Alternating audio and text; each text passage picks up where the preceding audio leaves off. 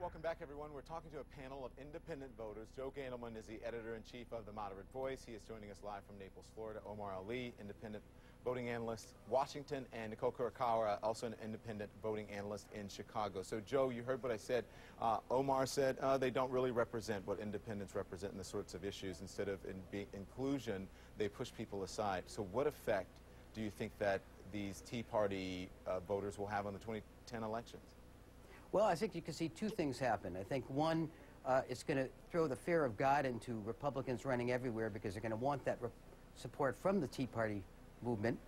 So it will probably push the party a bit more to the right in the elections because they're going to want to get all the support they can as far as, people on the ground and also the money. And secondly, what we saw in Massachusetts with Scott Brown was there was an element of pragmatism that people didn't think would take place with the Republicans, which is you got the Tea Party people and the more establishment Republicans voting for the Republicans. So if they can put that coalition together of the Tea Party people and the more established Republicans, then it could be quite potent.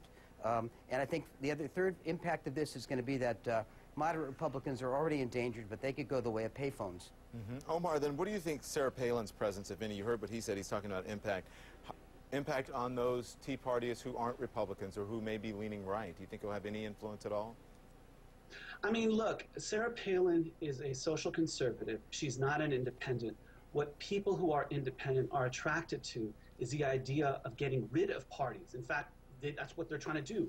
What the Tea Party folks are trying to do is take over the Republican Party. So there's a fundamental difference between these independents and the Tea Party people. And Sarah Palin essentially is the new face of that conservative movement, which takes the form of the Tea Party. But it's very different from what independents have been doing for the last 20 years, which is focusing on opening up the political process, not being either a Democrat or Republican. Independents want to be independent, and that makes up 42% of America's people right now. So that's very significant. Well, it's very interesting the amount of attention she gets, and she doesn't even hold office anymore. So Nicole Kurokawa, Omar Ali, and Joe Gandleman, thank you. Our independent panel, always like what you have to say. I'm going to try to bring you back again because it's nice to know what our independent voters are thinking. Appreciate it. Thank you for having us. Thank you.